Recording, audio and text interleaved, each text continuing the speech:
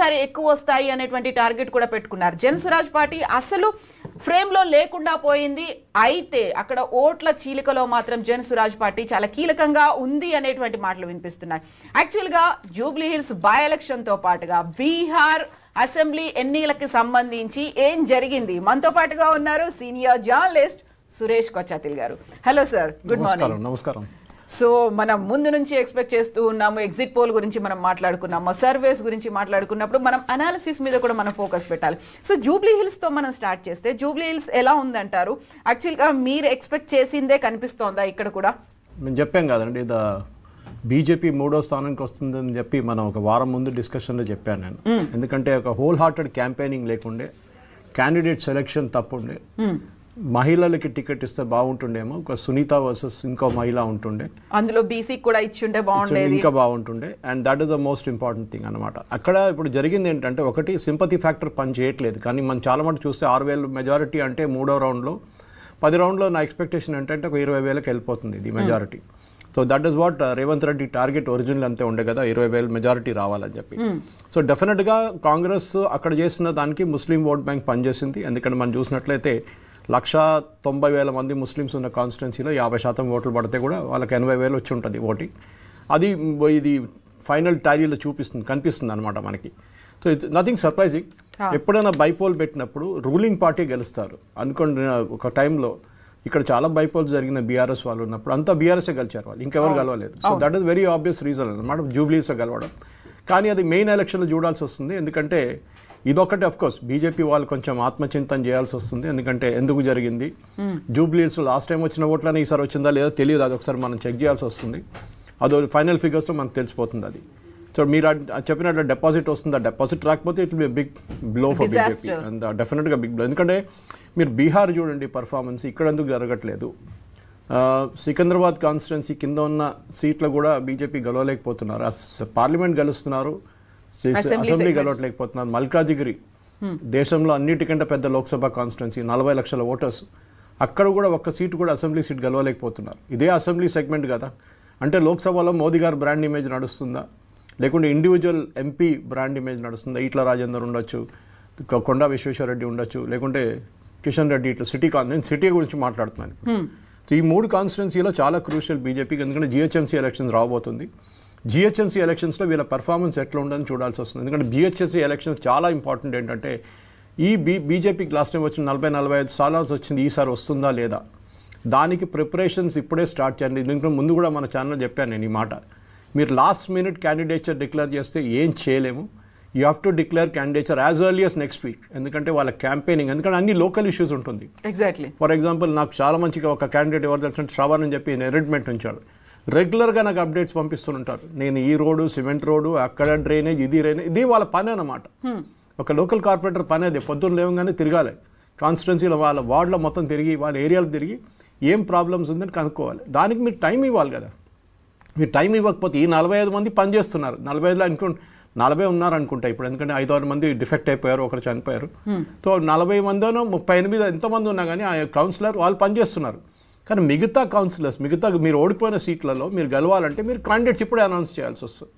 మీరు వాళ్ళకి 3 వారాలు టైం ఇస్తే ఎక్కడ గెలుస్తాయి? అందులోనూ లాస్ట్ రోజు అనౌన్స్ చేశారు నామినేషన్లకి. అదే రోజు చివరి రోజు అనుకున్న రోజు మాత్రమే బోల్డ్ అని పేర్లు వినిపిస్తే ఆల్రెడీ డిక్లేర్ చేయడానికి 3 days టైం తీసుకున్నారు అనే మాట. రామచంద్రరావు గారికి లాస్ట్ టైం సీట్ ఇచ్చింది ఎప్పుడు, even assembly seat, Lok Sabha seat కూడా ఎప్పుడు ఇస్తారంటే లాస్ట్ మినిట్లో అనౌన్స్ చేస్తారు. మల్కాజిగిరి పాప ఆయనకి 1 రోజు 2 రోజులు టైం కూడా ఉండదు నామినేషన్ ఫైల్ చేసి క్యాంపెయిన్ చేయడానికి. అక్కడి నుంచి వారం ఉంటుంది maximum. So you have to give. ఎందుకు ఇవ్వట్లేదు? ఫర్ ఎగ్జాంపుల్ ట్రివాండ్రం ఎగ్జాంపుల్ ఇస్తాను. తిరువనంతపురంలో బీజేపీకి ఇట్లా మనలాగానే ఇక్కడ జిహెచ్ఎంసీ లాగా చాలా మంచి పట్టు ఉంది. అక్కడ ఐ థింక్ 65 మంది ఉన్నారు వాళ్ళకి అక్కడ కౌన్సిలర్స్, అక్కడ ఉన్న కౌన్సిల్లో. వాళ్ళు ఆల్రెడీ ఎలక్షన్ కన్నా ఒక 2-3 వారాల ముందే అనౌన్స్ చేసేసారు క్యాండిడేట్స్ని. They started campaigning in the area. ఈ 65 గెలిచిన వాళ్ళు కాకుండా ఓడిపోయిన వాళ్ళు కూడా క్యాంపెయినింగ్ మొదలుపెట్టారు వాళ్ళ సీట్లని. ఇది చేయాల్సింది. కానీ ఇప్పుడు ఇదే ప్రాబ్లం, క్యాండిడేట్ సెలెక్షన్ తప్పైతే ఒకటి, సెకండ్ కాన్స్టిట్యున్సీలో కూడా మీరు ఎందుకు పోటీ చేస్తున్నారు అనేది వాళ్ళకు కూడా ఒక విజిబిలిటీ ఉండాలి. అది లేదు, ఈసారి జరగలేదు. అది అన్ఫార్చునేట్ ఫర్ బీజేపీ. కానీ జిహెచ్ఎంసీ అటెండ్, ఎందుకంటే దీనికి ముందు కూడా కిషన్ రెడ్డి గారితో మాట్లాడినప్పుడు పోయిన వారం నేను ఇంటర్వ్యూ చేశాను. ఆయన అదే అన్నారు, మా నిఘా అంతా ఇప్పుడు జిహెచ్ఎంసీ మీద ఉంటుంది. అయితే జూబ్లీ హిల్స్ వదిలేసుకున్నారా? నా బాడీ లాంగ్వేజ్లో తెలిసిపోయింది అది. మీరు ఆ ఇంటర్వ్యూ యూట్యూబ్లో ఉంది, లింక్ పంపిస్తాను చూడండి. ఈ హ్యాడ్ ఆల్మోస్ట్ గివెన్ అప్, పోతే పోయింది. ఈవెన్ లోకల్ బాడీ ఎలక్షన్స్ ఆయన అంటున్నారు, which is correct. Local body ఎలక్షన్స్లో మోస్ట్లీ లోకల్ ఇష్యూస్ మీద ఉంటారు. గెలిచిన ఏ సర్పంచ్ గెలిచినా కానీ ఆయన రూలింగ్ పార్టీ వైపు వెళ్ళిపోతాడు. ఎందుకంటే ఆయనకి ఫండ్స్ కావాల్సి వస్తుంది, ఆయనకి డబ్బులు ఉండాలి విలేజ్లు నడిపించడానికి. డెఫినెట్గా ఆ రూలింగ్ పార్టీ వైపే వెళ్తాడు. సో లోకల్ బాడీ ఎలక్షన్స్ పక్కన పెడదాం, మన జెడ్పీటీసీలు ఎంపీటీసీ అంత పక్కన పెడతాం. జిహెచ్ఎంసీ ఒక ప్రెస్టీజ్ ఇష్యూ బీజేపీకి. ఇక్కడ నుంచి కోర్స్ కరెక్షన్ చేయాలంటే definitely they have to work on it. ఎందుకంటే మీరు ఇటువైపు చూస్తున్నారు, హైదరాబాద్ వైపు, సికింద్రాబాద్ వైపు కూడా ఉంది, కంటోన్మెంట్ ఉంది మీకు పోల్స్. కంటోన్మెంట్లో ఉన్న వార్డులు గెలవాలి కదా, అక్కడ కూడా ఏం జరుగుతుంది? అక్కడ కూడా బీజేపీ కాన్సన్ట్రేట్ చేస్తేనే డెఫినెట్గా కంటోన్మెంట్లో పర్ఫామ్ చేయొచ్చు. ఎందుకంటే కంటోన్మెంట్లో చాలామంది కాస్మోపాలిటన్ పాపులేషన్ ఉన్నారు. ఎక్స్ ఆర్మీ రిటైర్ అయిన వాళ్ళు ఆర్మీ ఉన్నారు, ఎయిర్ ఫోర్స్ ఉన్నారు, వీళ్ళందరూ ఉన్నారు అక్కడ, రైల్వే ఎంప్లాయ్, వీళ్ళందరూ ఓటు ఇస్తారు కదా.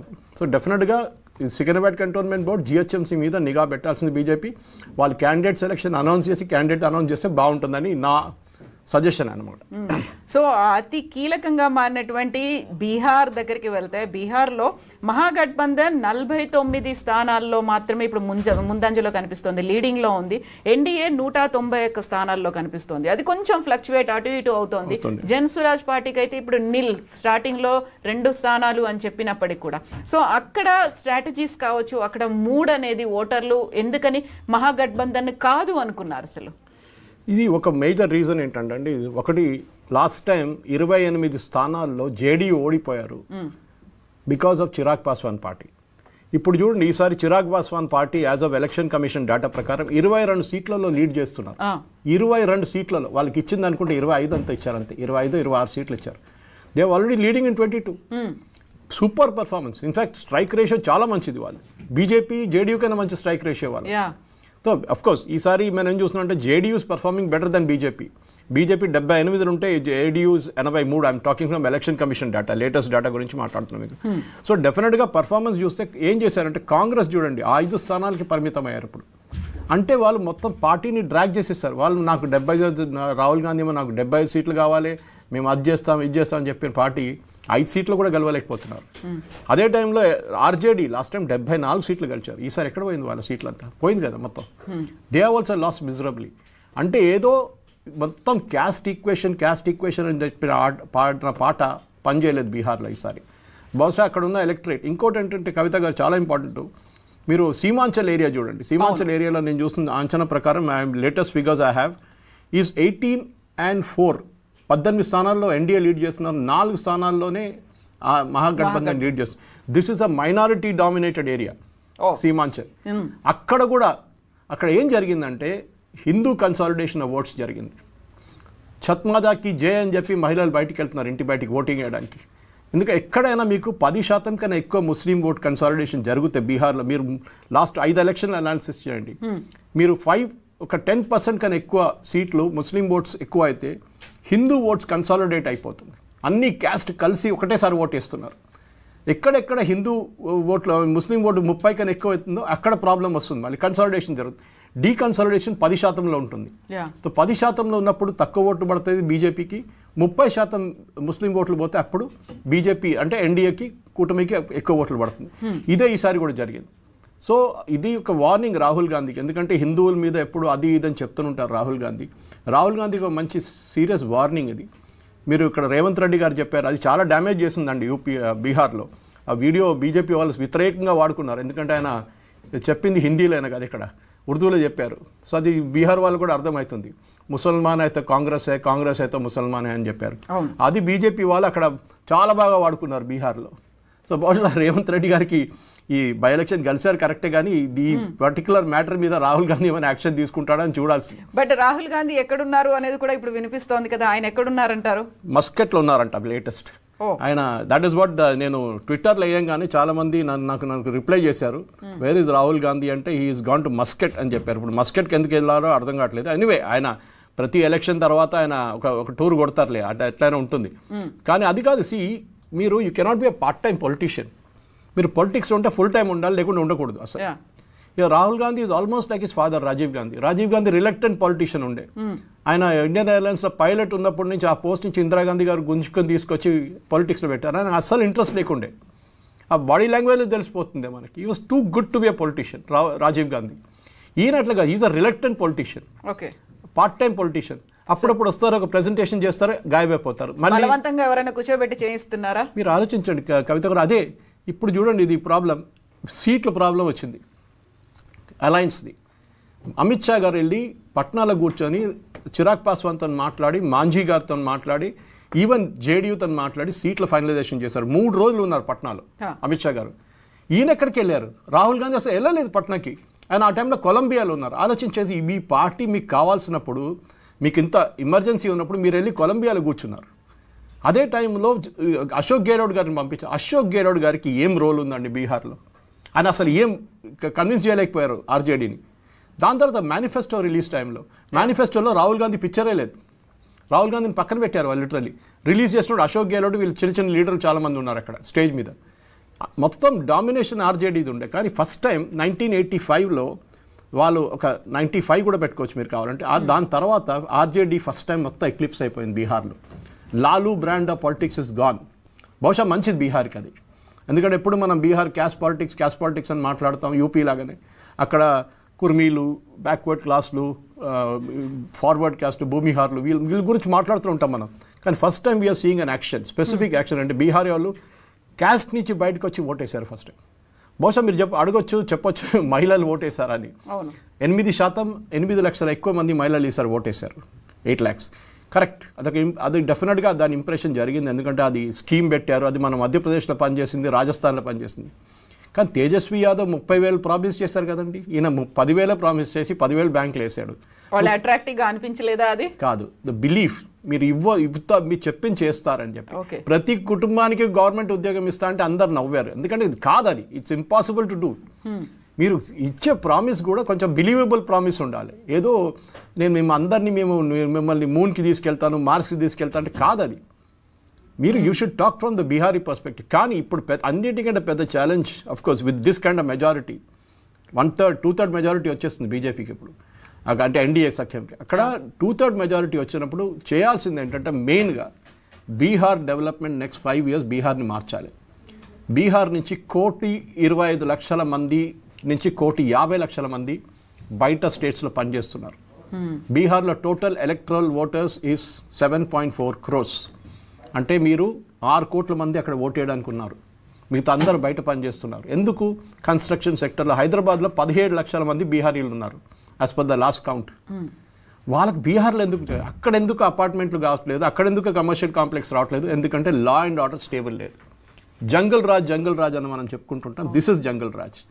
ఈ జంగల్ రాజ్ని బంద్ చేసి యూపీలో యోగి ఆదిత్యనాథ్ గారు లా అండ్ ఆర్డర్ ఎట్లా స్టెబిలైజ్ చేశారు, అది చేస్తే డెఫినెట్గా డెవలప్మెంట్ రాబోతుంది అండ్ డెవలప్మెంట్ జరుగుతుంది. అది జరగాలంటే బీహార్ వాళ్ళు అందరూ రిటర్న్ రావాలనుకోండి. మీరు బీహార్లో ఐటీ పార్కులు పెడతారు, రేపు మైక్రోసాఫ్ట్ వచ్చి క్యాంపస్ పెడతారు, గూగుల్ క్యాంపస్ పెడతారు, అది జరగదు. కానీ ఒక ఫ్యామిలీకి అక్కడ వెళ్ళి బీహార్లో పనిచేయాలంటే వాళ్ళ ఫ్యామిలీకి ఒక సెక్యూరిటీ ఉండాలి. మా అబ్బాయో అమ్మాయో 18 సంవత్సరాలు ఉన్న అమ్మాయి బయటికి వెళ్తే రాత్రి 9 గంటగానే ఇంటికి రావచ్చు సేఫ్. కానీ ఒక సాటిస్ఫాక్షన్ ఉండాలి ఫ్యామిలీకి, ఒక సెక్యూరిటీ ఉండాలి. అది లేకపోతే ప్రాబ్లం అవుతుంది. నేను చెప్పాను దీనికన్నా ముందు కూడా మీకు, నాయిడా కానీ మీరు అటువైపు వెళ్ళిన, even Gurgaon towards Haryana also law and order చాలా హారబుల్ ఉండే. కానీ ఇప్పుడు చూడండి, అక్కడ లేని ఐటీ కంపెనీ హైదరాబాద్లో కూడా లేరు కొన్ని కంపెనీస్. అంటే దేర్ స్టెబిలిటీ ఉండాలి. There should be a complete political stability. దాని తర్వాత బీహార్లో ఉన్న బ్యాక్వర్డ్నెస్, ఎందుకు మనం అప్పుడు బీమారు స్టేట్స్ అంటాం మనం. అది దట్ ఈస్ బీహార్, మధ్యప్రదేశ్, ఉత్తరప్రదేశ్, రాజస్థాన్, వీళ్ళందరినీ కలుపుకొని బీమారు స్టేట్స్ అంటాం. ఇప్పుడు యూపీ జీడిపి చూడండి, they are talking about 1 trillion GDP now. చాలా ముందుకు వెళ్ళిపోయారు సడన్గా యోగి ఆదిత్యనాథ్ లాస్ట్ 5 yearsలో. This is what Bihar needs to do. Bihar కూడా ఇట్లాంటి డెవలప్మెంట్ చేయాల్సిందే. మధ్యప్రదేశ్ కొంచెం బయటకు వచ్చారు ఆ బీమారు నుంచి. బీహార్ డెవలప్మెంట్ జరగాలంటే మోదీ గారు డెఫినెట్గా హెల్ప్ చేస్తారు. ఎందుకంటే చంద్రబాబు నాయుడు గారిని ఆంధ్రప్రదేశ్లో ఫండ్స్ ఎట్లా ఇస్తున్నారో అదే ఫండ్స్ బీహార్లో కూడా ఇవ్వచ్చు. డెవలప్మెంట్ స్కీమ్కి చాలా మట్టుకు ఆయన శంకుస్థాపన చేశారు. దాన్ని ఇప్పుడు మనం చూస్తున్న దాని ప్రకారం డెఫినెట్గా బీహార్ డెవలప్మెంట్ అనేది నెక్స్ట్ 5 years. కానీ నేను అందరికన్నా ఇంపార్టెంట్ దీంట్లో మనం మీకు చాలా మటుకు డిబేట్స్ చెప్తూ పోతాను మన ఛానల్లో, మిగతా ఛానల్లో. Chirag Paswan, he's a rising star in the NDA ferment. ఆయన చెప్పారు కూడా, నేను బీహార్ మీద నెక్స్ట్ 5 సంవత్సరాలు కాన్సన్ట్రేట్ చేయబోతున్నాను. బహుశా నితీష్ కుమార్ గారు 3 సంవత్సరాలు ఉంటారు ఈ టర్మ్లో. దాని తర్వాత ఆయన రిటైర్ అయిపోతారు. His health is not good. ఇప్పటికైతే సీఎం క్యాండిడేట్ని అనౌన్స్ చేయలేదు అసలు ఎన్డీఏ. చేస్తారు, నితీష్ కుమార్ గారిని తీసుకుంటారు. కానీ ఆయన పార్టీలో నంబర్ 2 ఎవరు లేరు. నవీన్ పట్నాయక్ చేసిన అదే తప్పు. దట్ నంబర్ 2 అని ఎన్నుకోకపోవడం అని ఏంటండి, అది కాదు, అది దానికన్నా ఎక్కువ ఆయన ఫ్యామిలీ అయితే ఉన్నారు. కానీ ఇది కాదు కదా. నవీన్ పట్నాయక్ ప్రాబ్లం ఏంటంటే ఆయన ఐఏఎస్ ఆఫీసర్లు వాళ్ళ మీద సపోర్ట్ పాండ్యన్ గారిని పెట్టుకున్నారు. కానీ అది నచ్చలేదు పార్టీ వాళ్ళకి. ఇప్పుడు is a spent force totally. Nitish Kumar garu hand over చేయాల్సింది చిరాగ్ పాస్వాన్కి. 22 seats as we speak. Election commission website ప్రకారం 22 సీట్లలో రామ్విలాస్ పాస్వాన్ పార్టీ అంటే చిరాగ్ పాస్వాన్ లీడ్ చేస్తున్నారు. ఆలోచించండి, 33 ఆర్జేడీ, 22 పాస్వాన్ పార్టీ, 10 సీట్లు డిఫరెన్స్ ఉన్నాయి. ఎక్కడ 74 సీట్లు ఉన్న ఆర్జేడీ దిగి 33కి వచ్చేసారు. Chirag Paswan has got. So I think the entire election Chirag Paswan has made a difference. Last time 25 సీట్లు మన వీళ్ళు కోల్పోయారు. ఎవరు? JDU has lost because of Chirag Paswan. ఈసారి అది గెలిచారు. దానికోసం డిఫరెన్స్ కనిపిస్తుంది మీకు. 80 సీట్లలో 60, లాస్ట్ టైం 54 ఉండే, ఈసారి 80 అయింది. That's exact number of seats he's come back to JDU. దాంతో ఈయన ఎక్స్ట్రా సీట్లు గెలిచారు. I think in my opinion they are a rising firmament. CPIML ఇప్పుడు కూడా వారికి 6 సీట్లు, లాస్ట్ టైం 12 వచ్చినాయి, ఈసారి 6 వచ్చినాయి వాళ్ళకి. ఎంఐఎం నా అంచనా ప్రకారం last this one they were leading in 1 seat. ఇప్పుడు అది కనిపించట్లేదు. కానీ we are to see the detail కొంచెం ఇంకా ఎన్ని రౌండ్లకి 5 రౌండ్లు 6 రౌండ్లు అయినాయి. కానీ మిగతా rounds that's I'm seeing a few one. ఇప్పుడు అగయాన్ చూస్తే అక్కడ 4 రౌండ్సే జరిగింది ఓటింగ్ కౌంటింగ్. ఇప్పుడు దాకా 24 రౌండ్లు ఉన్నాయి. సో డెఫినెట్గా ఒకసారి మీరు 3,000-4,000 అవుతుంది. ఇంకా అక్కడికి వచ్చేసరికి రిజల్ట్ రావడానికి ఈవినింగ్ పడుతుంది. ఇంకా ఈవినింగ్ అవుతుంది డెఫినెట్గా. Bihar is a big state. మీరు ఆలోచించండి, 243 స్థానాలు ఇంత చిన్న ఒక స్టేట్లో, మైనస్ జార్ఖండ్. అది చాలా ఇంపార్టెంట్ అన్నమాట. సో డెఫినెట్గా బీహార్లో జరిగేది ఈ ఎలక్షన్లో చాలా మంచి రిజల్ట్. ఒకటి, మోదీ గారి brand image. Second, Nitish Kumar stability. మూడోది, చిరాగ్ పాస్వాన్ అసెసిన్. ఈ 3 కలిపితే డెఫినెట్గా this made a major difference. Yes. So Suresh గారు, మనతో పాటుగా కాంగ్రెస్ ఎమ్మెల్యే, వర్ధనపేట ఎమ్మెల్యే కేఆర్ నాగరాజ్ గారు జాయిన్ అయ్యారు. నాగరాజ్ గారు, కంగ్రాచులేషన్స్ అండి. నమస్తే. సో మీరు జవహర్ నగర్, జూబ్లీ హిల్స్ జవహర్ నగర్ కాన్స్టిట్యుయెన్సీకి ఇన్ఛార్జ్గా ఉన్నారు. మీరు చేసిందంతా అక్కడ కనిపిస్తున్నట్టుంది. సో మీరు లీడింగ్లో ఉన్నారు, అది మీ మొహంలో కూడా తెలుస్తోంది. ఏంటి అసలు మీరు స్ట్రాటజీ ఏంటి? బోల్డ్ అంత కాంపిటీషన్ అనేది ఉంది, చాలా కీలకంగా. ఎలా అంటే టఫ్, ఇంతకు ముందు ఎప్పుడు అంత కనిపించినంతగా కేవలం జూబ్లీ హిల్స్ లో మాత్రమే కనిపించింది అది. ఎందుకంటే మేడం, ఇక్కడ మనకు గత 15 ఇయర్స్ నుండి, లాస్ట్ 15 ఇయర్స్ నుండి there is no Congress cadre. So after మన ఎప్పుడైతే మినిస్టర్స్ వేసారు, ఇన్ఛార్జ్ మినిస్టర్స్ వేసినాక అండ్ చైర్మన్స్ వేసి అంతా ఓటర్ మ్యాపింగ్ చేసాం. ప్రతి ఇంటింటికి గడప గడపకు టచ్ చేసాం. వాళ్ళ ప్రాబ్లమ్స్ ఏంటి కనుక్కున్నాం. సో అవన్నిటిని కూడా how to meet these problems అనేది ఒక సొల్యూషన్ తీసుకొని వచ్చి గౌరవ ముఖ్యమంత్రి మా రేవంత్ రెడ్డి గారి దృష్టికి తీసుకుపోతే, జూబ్లీ హిల్స్ ఎంత వెనుకబడి ఉన్నాయి కాబట్టి దాన్ని తక్షణంగా మనం అభివృద్ధి చేసే దిశగా, ఎందుకంటే కాంగ్రెస్ యొక్క లక్ష్యమే సంక్షేమం, అభివృద్ధి 2 నినాదంతో పోతుంది. కాబట్టి ప్రజాపాలన వచ్చినాక ఆ ప్రజలతో కలిసినప్పుడు అందరూ కూడా వారి యొక్క ఇన్హాబిలిటీ అంటే వాళ్ళ యొక్క బాధలని చెప్పుకున్నారు. సో దాని తర్వాత మాకు యాక్చువల్లీ మేము ఒక 1 మంత్ ముందే రావాలి ఎమ్మెల్యేస్ కూడా. కాకపోతే మాకు by election, local body election అన్నప్పుడు మేము అక్కడ కాన్సన్ట్రేట్ చేసినాం. కోర్టు తీర్పు వల్ల పోస్ట్పోన్ అయింది. సో అప్పుడు మేము లాస్ట్ 10 days నుండి మాకు బాధ్యతలు అప్పచెప్పిండ్రు. సో నేను ఇక్కడ లా అండ్ ఆర్డర్ అడిషనల్ డీసీపీగా మరియు డీసీపీ క్రైమ్స్ అన్ని విధాల ట్రాఫిక్ డీసీపీగా చేసిన కాబట్టి నాకున్న పరిచయాలతోని షేక్పేటనాలా, రహమత్ నగర్ అండ్ జవహర్ నగర్, వెంగళరావు నగర్ అందరూ చాలా, అంటే అప్పుడు కమ్యూనిటీ పోలీసింగ్ చేసింటివి. సో ఇంటింటికి వెళ్ళి అవేర్నెస్ ఇచ్చినాం. సీసీ కెమెరాలు పెట్టుకోండి, ఇట్లా సీసీ కెమెరాలు ఉంటే చాలా కాలనీ విల్ సేఫ్. అప్పుడు బాగా చైన్ స్నాచింగ్స్ అవుతుండే. అప్పుడు డీజీ మన మహేందర్ రెడ్డి గారు ఉండే, సిపిగా మా అనురాగ్ శర్మ గారు ఉండే. సో ఆ పరిచయాలతో నేను ప్రతి గడప టచ్ చేసినాను. ప్రతి ఇంపార్టెంట్ క్యాడర్స్ ఎవరు ఉన్నారో వాళ్ళందరినీ కూడా నేను కలవడం జరిగింది. సో కలిసినప్పుడు అందరూ కూడా తప్పనిసరిగా ఈసారి నవీన్ యాదవ్ని గెలిపించుకుంటాం. కాంగ్రెస్ అభివృద్ధిలో అంటే సంక్షేమం పథకంలో పోతున్నారు కాబట్టి అక్కడున్న మాస్ ఏరియా అంటే స్లమ్ ఏరియాస్ ఇవన్నీ కూడా పీజేఆర్ పెట్టిన స్లమ్ ఏరియాస్ మరియు కాకా వెంకటస్వామి గారు పెట్టిన స్లమ్స్ కాబట్టి అందరు కూడా అక్కడ వెంకటస్వామి గారిని, ఇక్కడ పొన్నం ప్రభాకర్ బీసీ నాయకుడిని, తర్వాత నేను ఒక దళిత నాయకుడిని. సో అందరూ మా వైపు టర్న్ అయ్యారు. బట్ మేము అనుకున్న మెజార్టీ రాలేదు.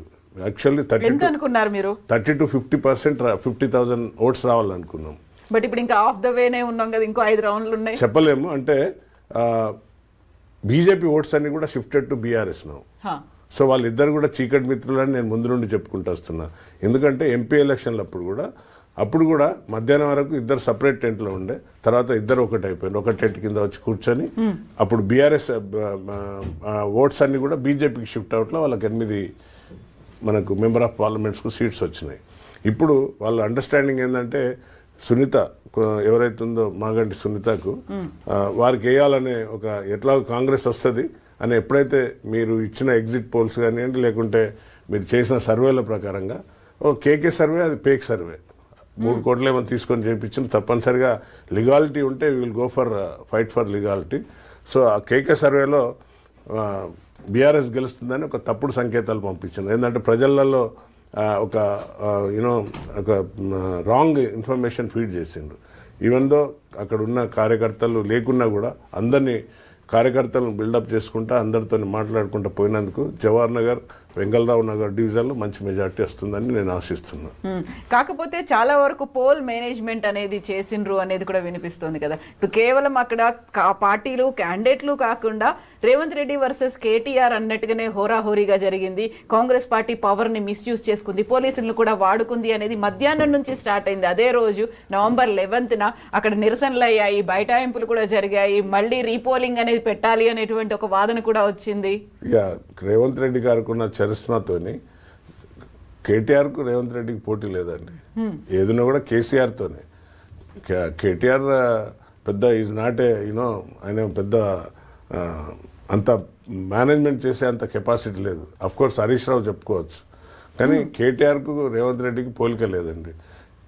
మా ముఖ్యమంత్రి గారికి కేసీఆర్కే పోలిక. ఏదైనా కూడా కాంపిటీషన్ అనేది ఇద్దరు సీఎంల మధ్యనే తప్ప ఇతను చేసే కొన్ని పెయిడ్ ఛానల్ను పెట్టుకొని పెయిడ్ యూట్యూబ్స్ పెట్టుకొని ఏదైతే దుష్ప్రచారం చేస్తున్నాడో దానిపైన మా ముఖ్యమంత్రి గారు మంచిగా మూతో జవాబు అంటారు కదా, చెంప చెల్లు అనే విధంగా ఇచ్చాడండి.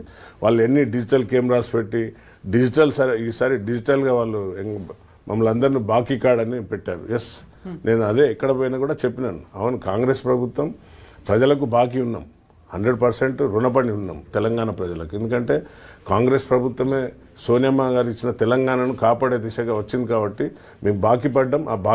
ఆ రుణాన్ని ఏ విధంగా తీసుకున్నా కూడా ఇంకా 10 ఏళ్ళు చేసినా కూడా ఆ రుణం తీరదని చెప్పినాం మేము. సో వాళ్ళు బాకీ కార్డు పెడితే మేము దోకేబాజుగాను కాబట్టి దోకే కార్డు అని పెట్టినాం. మేము మా కాన్స్టిట్యున్సీలో అన్ని దోకే కార్డులు కొట్టించినాం. కేసీఆర్ చెప్పిన దళిత ముఖ్యమంత్రి ఎక్కడ పోయాడు? 3 ఎకరాల ల్యాండ్ ఇస్తా అన్నాడు దళితులకు. ఎకరం ఉంటే 2 ఎకరాలు ఇస్తా అన్నాడు, 2 ఎకరాలు ఉంటే 3 ఎకరాలు కల్పిస్తా అన్నాడు. 1 ఎకరం ఏం లేని వాళ్ళకి 3 ఎకరాలు ఇస్తా అన్నాడు. అది ఎక్కడ పోయింది? KG to PG ఎక్కడ పోయింది? KG to PG ఎక్కడ పోయింది? తర్వాత ఇంటికి ఒక ఉద్యోగం అన్నాడు. తెలంగాణ తెచ్చుకున్నదే నీళ్లు, నిధులు, నియామకాలని. కానీ నేను అందుకే ప్రతిసారి ఛాలెంజ్ చేసిన, ఇప్పటికి కూడా ఛాలెంజ్ చేస్తున్నాను మీ మీడియా ద్వారా. వారి ఆస్తులు బిఫోర్ ఎలక్షన్ ఎంత ఉన్నాయి, బిఫోర్ ఉద్యమకారులు ఉన్నప్పుడు ఎంత ఆస్తులు ఉన్నాయి, ఉద్యమాలు అయిపోయి 10 ఏళ్ళ రాజకీయ పాలన చేసినాక తెలంగాణను పాలించినాక ఇప్పుడు ఆస్తులు ఎంత ఉన్నాయి. అందుకే కదా ఇప్పుడు కవిత బయటకు వచ్చి ఓపెన్గా చెప్తుంది వాళ్ళ తగాదాలు, వాళ్ళ ఏదైతే దోసుకున్న డబ్బును ఏ విధంగా పంచుకోవాలనేది కవిత ఓపెన్గా చెప్తుంది. హరీష్ రావు కోసం కానివ్వండి, కేటీఆర్కు అందరు బినామీలు ఉన్నారు ఒక్కొక్క డిస్టిక్లో. ఇప్పుడు నా ఎగ్జాంపుల్ వరంగల్ తీసుకుంటే వారికి ఒక ఎమ్మెల్సీ ఉన్నది, I don't want take his name. ఒక ఎమ్మెల్సీ బినామీ ఉన్నాడు, ఒక బట్టల వ్యాపారి ఉన్నాడు, వాళ్ళకి అందరు కూడా బినామీలు ఉన్నారు. ఇప్పుడు ధరణి తెచ్చి ధరణి పేరుతో దోసుకున్న ప్రాపర్టీస్ ప్రతి కాడ వాళ్ళు ఇంత ధ్వంసం చేసిన తెలంగాణను. కాళేశ్వరం తెచ్చి ఎంత డబ్బులు దోసుకున్నారో ప్రజలందరూ గమనించిండ్రు. అందుకనే ఓపెన్ ఛాలెంజ్ పెట్టినాం, అసెంబ్లీలో రాండి కేసీఆర్ను రమ్మంటే రాలేదు, అక్కడ ఆన్సర్ లేదు వాళ్ళకు. సో ప్రజలు గమనించే ఈరోజు తప్పనిసరిగా మా ముఖ్యమంత్రి గారు చేసిన పనులకు, క్యాబినెట్ చేసిన పనులను చూసి ఈరోజు ప్రజాపాలన రేషన్ కార్డ్స్ ఇచ్చినాం. గత 10 ఏళ్లలో లేని రేషన్స్ కార్డ్స్ ఇచ్చినాం, వారికి ఉద్యోగాలు ఇచ్చినాం పిల్లలకు. తర్వాత గ్యాస్ బండ్ అనేది సరే 6 గ్యారెంటీలలో మనం బంగారం ఇవ్వలేదని ప్రతిసారి బాకీ కార్డులో చూపెడుతున్నాం, డిజిటల్ కార్డ్ వేసి. ఎస్, బంగారం అనేది ఇవ్వలేకపోయినాం. బహుశా తెలంగాణ ఇచ్చే ముందు బంగారు భవిష్యత్తుతో బంగారు తెలంగాణ అన్నారు, చిప్ప చేతులు ఇచ్చిపోయింది. సో అప్పుల కుప్ప చేసిపోయింది కాబట్టి వాటిని అన్నింటినీ ఆర్థిక వ్యవస్థ చిన్న భిన్నం చేసింది కాబట్టి ఆర్థిక వ్యవస్థను మా భట్టి గారు ముఖ్యమంత్రి గారు ఇద్దరు కూడా జోడెద్దులాగా చేసుకుంటూ ముందుకెళ్తున్నారు. సో మనం జూబ్లీ హిల్సే కాదు బీహార్ గురించి కూడా మాట్లాడదాం. బీహార్లో అయితే ఇప్పటికీ మహాగఠబంధన్ 47 స్థానాల్లో మాత్రమే లీడింగ్లో ఉంది. ఎన్డీఏ 192 స్థానాల్లో లీడింగ్లో ఉన్నట్టు కనిపిస్తోంది. జన్సురాజ్ పార్టీ 0 అయితే అదర్స్ 4 స్థానాల్లో ఉన్నారు. సో బీహార్లో ఏ మంత్రం ఫలించింది, ఏది మ్యాజిక్ ఫిగర్గా మారబోతోంది, ఏం జరగబోతోంది, ఒక చిన్న బ్రేక్ తర్వాత చూద్దాం.